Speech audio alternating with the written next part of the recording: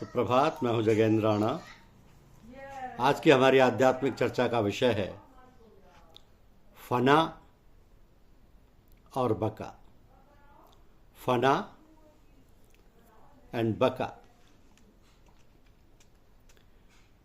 देखिए, फकीरों की 7 मंजिलों में से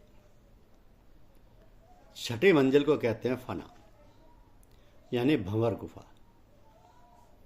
फना को भी साफ तरीके से अगर सूक्ष्म तौर पर बयान करते हैं तो उलझन पैदा होगी, लेकिन उससे घबराना नहीं। क्योंकि आम लोग फना को अदम यानी कि नेस्ती या मिट जाना कहते हैं। असल मतलब को समझ भी नहीं सकते। दुनिया में हस्ती तो है मगर नेस्ती का पता नहीं। खैर, जो है सो है। अदम और फना के माने सूफी लोग चाहे कुछ भी समझाएं, मगर वो एक हालत का नाम है जिसमें जाहिर होने की सूरत नहीं है जरूर, मगर इशारा ही इशारा है। इसलिए मिसाल से मदद देनी पड़ती है। मसलन ज्योतिषी ने सूर्य चांद सितारों को देखा। अब नजर बाहर की तरफ से मुड़ी, वह दिल में आकर बैठ गई। अब दिल में वे नूरानी कुरे यानी प्रकाशित पटल पर रोशन है, क्योंकि वे भीतर ही से निकलकर बाहर जा खड़े हुए थे।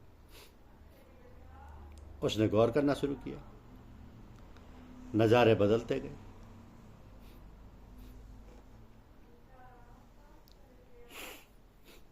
आखिर में दिल की हरकत भी बंद हो गई और बेहोशी की हालत में चला गया, जहां कुछ भी नहीं। अब जागते समय हजारों सूरतें नजर आती थीं। अब आंख बंद हुई, स्वप्न में वही तमाशे नजर आने लगे। क्योंकि जागने की हालत में हमारे दिल में से ही बाहर आए थे। अब गहरी नींद आ गई, पर्दा पड़ गया। अब क्या है? जवाब मिलेगा कुछ नहीं। मगर वह क्या कुछ भी नहीं है तो जरूर, होने में शक नहीं। मगर नजर नहीं आता। नजर कैसे आए? आंखें बंद हैं, पपोटे बंद, दिल बंद। कोई देखे भी तो किससे देखे, क्या देखे? बस इसी का नाम अदम व फना है और इसी को नेस्ती कहते हैं। शुरू में इस जगह रूह का अवतार हुआ। इसमें एक था, नीचे उतरकर अनेक होता गया। क्या इस को कोई समझ नहीं सकता? गहरी नींद से सपने में उतरकर तब फिर जागृति में आते हैं और फिर जागृति से लौटकर स्वप्न में जाकर गहरी नींद में सो जाते हैं। ये रोजाना का व्यवहार है। सोचिए, ये गलत है? ऐसे ही यही जागना, स्वप्न और गहरी नींद असल में अजल यानी उत्पत्ति, वर्जक यानी स्थित और अदम यानी लय है। तो इसका मतलब यही जागना, स्वप्न और गहरी नींद असल में उत्पत्ति, स्थित और लय है। अब यही सृष्टि, स्थित व प्रलय है। यही दुनिया, उकवा और अदम है। यही ब्रह्मा, विष्णु व महेश की असली सूरत है। यही रूह उल कुदस बाबा बेटे हैं। तो ये सत्य चित आनंद है। इनको समझ लिया तो सब कुछ समझ लिया। अगर इनको नहीं समझा तो कुछ नहीं समझा। दुनिया का इल्म तो क्या हुआ ये इल्मी हालत जागने का इल्म है, जो बिल्कुल सीमित और तुच्छ व गैर मुकम्मल है, यानी अधूरा है। तीन चीज़ें होती हैं: देखने वाला पहला, दूसरा जिसको देखा जाता है, और तीसरा देखने की शक्ति जो देखती है। तो फनाइयत का मतलब लय अवस्था में देखने वाला मौजूद रहता है, और जिसको देख रहा है वो भी मौजूद है। मगर जिससे देखा जाता है, ज्ञान शक्ति, वहाँ पर जाकर वह चीज़ पीछे रह जाती है और कुछ अनुभव नहीं करती है। इसका मतलब ज्ञान शक्ति का अभाव रहता है, इसलिए कुछ दिखता नहीं। इसी को फना कहते हैं। तो फना नेस्ती यानी मिट जाने को नहीं कहते, यह आत्मा की एक हालत का नाम है, जिसे संतों ने उन्मनी अवस्था कहा है। पुराने बुजुर्गों को और शब्द मिले ही नहीं, इससे फना नाम रखा गया। वे बेचारे करते भी क्या, मगर उनका मतलब मिट जाना नहीं है। अगर 5 मंजिलें तय कर लिए हैं, तो अब फना को मंजिल पर आकर, 6ठी मंजिल पर आकर आराम नसीब होगा। और फिर आता है बका, यानी पुनर्जीवन। यह 7वीं मंजिल है। जैसे फना का समझना मुश्किल था, वैसे ही बका का समझना भी सहज नहीं है। फानी के माने हैं तब्दीली होने वाली हालत, और बका के मानी हैं बाकी, जो तब्दील ना हो, जो ना मरे न खपे, वही बाकी है। वो न पूर्णता है, न नीचे गिराव है, न हस्ती है, न नेस्ती है, न खुदा यानी खुद आया हुआ, न किसी का लाया हुआ। तो जिसके सहारे दुनिया के तमाम तमाशे हो रहे हैं और होंगे, उसी का नाम बका है। इसी आधार या सहारे का कोई नाम नहीं है, और सब नाम उसी के हैं।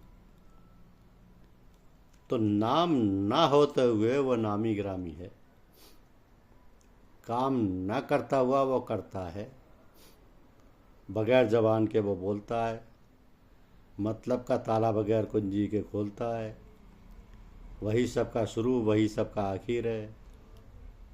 भला ये किस तरह है?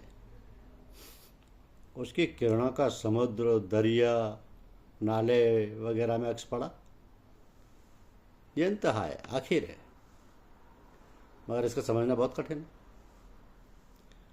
यहाँ पर देवताओं का भी पहुँच नहीं। अगर थोड़ा बहुत भी समझ सकता है तो इंसान यानी मनुष्य ही समझ सकता है। ये सत्य है, और इसी का नाम बका है, जो बाकी रहे, जो ना कभी मरता है ना पैदा होता है, वही सत्य और सत्य नाम है। तो बीज से फल तक और फल से बीज तक, इसके सिवा और क्या है? बीज की हालतों में यदि कोई शाख, तना, फूल के बीच अटकता है, तो उसको यानी असल को नहीं देख सकेगा, वो हमेशा नज़र से गायब रहेगा। जब फना हुए अपनी छोटी सी नाकिस और महदूद हस्ती को जवाब दे बैठे, वो सामने आएगा और देखो अब तुम नहीं हो, वही वो है। तो सोना और जागना यानी ख्वाब और बेदारी और गहरी नींद, तीनों हालतें नाशवान हैं। कभी जागना, कभी सोना है, कभी गहरी नींद में होशो हवास खोना है। ये सब रोज बदलते रहते हैं, क्योंकि बदलना इनका काम है। मगर तुम वही हो जो पहले थे, तुम नहीं बदले। गोया तुम इनमें होते हुए कहे जा सकते हो, मगर तुम ये तो नहीं हो। क्या इनसे तुम्हें अपनी हस्ती नज़र नहीं आती? अगर नज़र नहीं आती तो अफसोस की बात है।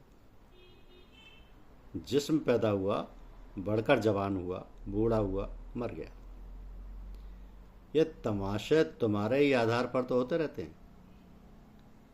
तुम ना कभी पैदा हुए, ना कभी मरे, ना कभी बालिग थे, ना बूढ़े थे। ये मरना जीना सिर्फ जिस्म के हैं।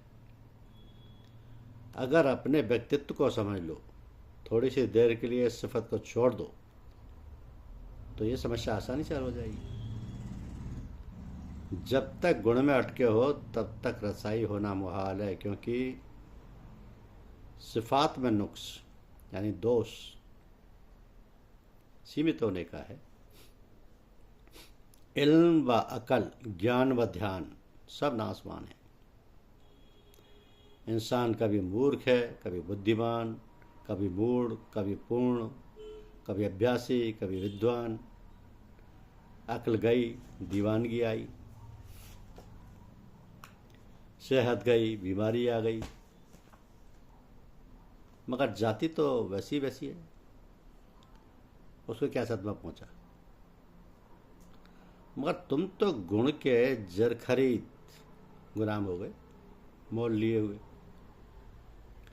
नाम की हवेस, इज्जत व दौलत की हवेस, दिखावा और शोहरत की हवेस, जब तक ये हैं वो नहीं है, क्योंकि नज़र इनमें जमी है। जो निगाह के सामने है वो नज़र नहीं आता। तो निगाह को बदल दो, अपने अंदर तलाश करो। जब तक नीचे की तरफ रागे भाव ऊपर नहीं देखते, और जब ऊपर देखने लगे तो वही वो है, उसके सिवा यह दूसरा है कौन? तो नादान कहते हैं बूंद नदी में गिरी, नदी हो गई, या बूंद दरिया में गिरी, दरिया हो गई। बूंद दरिया में गिरी, दरिया हो गई। कहाँ की बूंद कहाँ का दरिया हो गई? कहाँ का गिरना और कहाँ का पड़ना? तुम ना बूंद हो ना दरिया हो। ये तुलनात्मक आरतें हैं। तुलना आंशिकता में है। जो असल के देखने वाले हैं उनको अंश से क्या काम? अगर वो बूंद है तो तुम दरिया हो। साफ साफ कहा जाए तो झगड़ा मचता है। सूफी अलग नाराज, पंथाई और सलूक वाले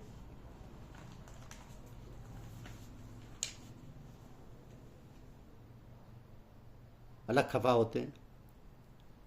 अगर वो हमसे भिन्न था या है तो बाहर क्यों नहीं तलाश की जाती? क्यों लोग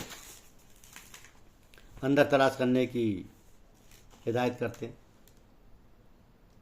क्या यह नहीं कहा जाता कि जबरूत, लाहूत, नासूत सब तुम्हारे भीतर है? राह भी अपने अंदर बताई जाती है। अगर खोलकर साफ कहा जाता है तो लोगों के माथे पर नाग सिलवटें पड़ती हैं।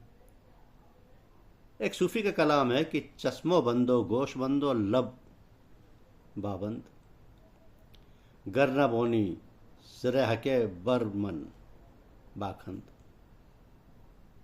यानी आँख को बंद करो, कान को बंद करो, होठों को बंद कर लो, और इस पर भी असलियत ना खुले तो मुझ पर हंसना। जबकि गुरु नानक साहब कहते हैं कि 3 बंद लगाए कर सुन अंदर टंकोर, नानक सुन समाधि नहीं, सांझ नहीं भोर। नानक सुन समाधि नहीं, सांझ नहीं भोर। अगर कान, नाक, आँख बंद करने से वह नहीं मिलता है तो कहाँ मिलता है? बाहर या भीतर? अगर वह भीतर से मिलता है तो जाहिर है कि वह हम अंदर हमारे हमेशा से था और हम वही हैं जो पहले थे। तो हाथ कर घुमाकर क्यों नाक पकड़ी? हाथ को घुमाकर क्यों नाक पकड़ी जाए? सीधे क्यों ना पकड़ी जाए, ताकि झगड़ा हमेशा के लिए दूर हो जाए। मगर यार लोग कहते हैं कि इससे दुनिया में गुमराही यानी पथ भ्रष्टता फैलेगी। मालूम होता है कि आप दुनिया के ठेकेदार बनकर आए। अरे काजी जी क्यों दुबले हुए? शहर के अंदेशे से। इसके लिए पहले ही से कहा गया कि बगैर तलब के इश्क नहीं, बगैर इश्क के मार्फत नहीं, बगैर मार्फत के तौहीद नहीं, बगैर तौहीद के इस्तगना नहीं, बगैर इस्तिगना के फ़ना नहीं, और बगैर फ़ना के बका नहीं। ये तो 7 मंजिलें हैं। तलब, मार्फत, तौहीद, इस्तिगना, फ़ना और बका। ये तो नहीं कहा जाता कि यूं ही बड़बड़ाते रहो। जिस इंसान के दिल के पर्दे चाक हो गए हैं या हो रहे हैं, उसी के लिए ये पैगाम इंसान के लिए ही होते हैं। अगर इंसान हो तो समस्याओं से गुजरना पड़ेगा, अगर इंसान नहीं हो तो अल्लाह बाकी हबस। तुम अपना काम करो, हम अपना काम करें, मगर हमारी ज़ुबान को क्यों रोकते हो और बंद करते हो, खुलकर खेलने क्यों नहीं देते। वो क्या था क्या है ना कभी जाना गया ना जाना जा सकेगा। पैदाइश के सिलसिले में वो शुरू में एक था, 1 से 2 हुआ, 2 से 3, 3 से अनंत, और फिर कायनात दुनिया में फैल गया। और जब सिलसिला ख़त्म होगा बेशुमार अनंत से 3, 3 से 2 और 2 में से 1 होगा। मगर यहाँ पर कौन बिगड़ा और कौन सुधरा? बिगड़ने वाले बिगड़े, बनाने वाले बने, मगर वो जैसा था वैसा ही है। तो उसमें तब्दीली नहीं आई। इसी को बका पुनर्जीवन कहते हैं। सब मिट जाते हैं, वह मिटे, वो बाकी है, और वही तुम्हारी असल है। इसकी मिसालें बहुत दी जा सकती हैं, मगर उलझन होगी। समुद्र में लहरें उठती हैं, उठी और उठकर बैठ गई। अब उनका कहीं नामो निशान भी नहीं रहा। सूरज चमक रहा है बेशुमार, घड़ों में उसका अक्स पड़ रहा है। जो घड़ों को देखते हैं उनको एक ही सूरज हजारों जगह नज़र आ रहा है, और जो ऊपर देखते हैं उनको एक ही सूरज नज़र आ रहा है। तमाम अक्ष भिन्न भिन्न घड़ों में उसी एक सूरज के तो हैं। उस एक सूरज के अलावा यहाँ है कौन? आखिर है क्या? कुछ समझ में नहीं आता। समझ में आए कैसे? नज़र को ताहवोन, नज़र को तावीन यानी कम देखना, वह गैर बैतवीन है। किसी ने रस्सी देखी, उसको सांप समझा, वो सांप हो गया, वो काटने दौड़ता है। जब देखने वाले का दिल शांत हो गया, अब वही रस्सी है, सांप नहीं। तो सांप रस्सी के आधार पर पैदा हुआ था, इसी तरह वो संसार है। लालची आदमी ने सीप देखी, उसको चांदी का भ्रम हो गया। जब उसको उठाया, दिल ठिकाने आया, चांदी गायब। सवाल फिर भी वही रहा कि दिल कैसे बिगड़ा। जवाब यह है कि दृष्टि अंशों की तरफ गई। नज़र को एक पहलू पर जमा दो, दूसरा पहलू आप ही गायब हो जाएंगे। अंशों से हटकर संपूर्ण की तरफ चले जाओ। इसी तरह ज्ञान विज्ञान के तमाशे होते रहते हैं, और जब ये दोनों ओझल हो जाते हैं तब वहाँ एक रह जाता है। अब बात मुश्किल है, कोई कहे तो कैसे कहे। जब तक हम स्वार्थ व अहम भाव के पंजे में फंसे हुए हैं तब तक मौत के मुंह में है, क्योंकि अहम भाव के पहलू हर समय बदलते रहते हैं, और यही बदलना मौत है। तो समुद्र में क्या चीज़ घटती है बढ़ती है? लहरें हैं समुद्र, तो समुद्र के लिए कहा जा सकता है। मगर समुद्र को क्या खतरा? वह तो जैसा था वैसा ही है, इसी का नाम बका है। इसी तरह हकीकत यानी सत्यता के नदी में जब मौजें उठती हैं, उस समय आंशिक निगाह बनाकर पशु, मनुष्य, देवता, सूर्य, चांद, सितारे, सब कुछ देख लो, सुन लो। ये आते जाते मरते खपते बनते बिगड़ते रहते, मगर जब संपूर्ण की तरफ नजर जाएगी, अंशों का तमाशा गायब हो जाएगा, और फिर कुल का ख्याल भी जाता रहेगा। यही बका है।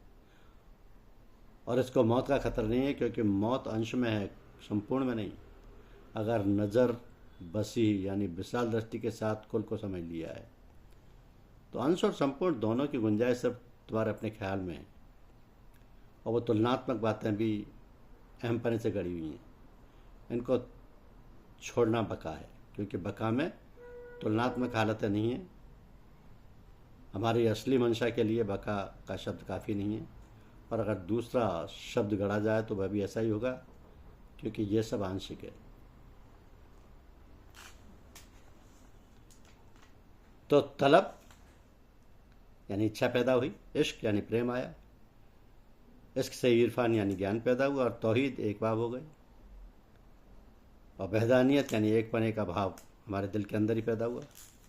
फिर उसमें इस्तिगाना या उपराम आई, उसी में फ़ना यानी लय भी हुए, और उसी से पुनर्जीवन में कायम हुए। बाहर से कुछ किया न धरा, कुछ न था न होगा, सब में है, मगर इस अहम को ना कहना चाहिए बल्कि चुपचाप रहना चाहिए।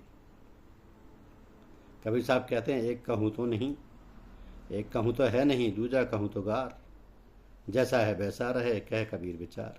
यही बका, यही सत्य है, सत्यनाम सत्यलोक है, सत्यनाम ही सत्यलोक है। तो यही फनायत की तीन अवस्थाएं होती हैं कि फनाफिल शेख यानी गुरु में लय होना, फनाफिल रसूल यानी अवतार में लय होना, और फनाफिल अल्लाह परमेश्वर में लय होना। बगैर गुरु में फनाइयत हासिल किए या लय हुए अवतार और परमात्मा में फनाइयत नहीं हो सकती। गुरुदेव कल्याण करें और समझने की तौफीक दें। धन्यवाद।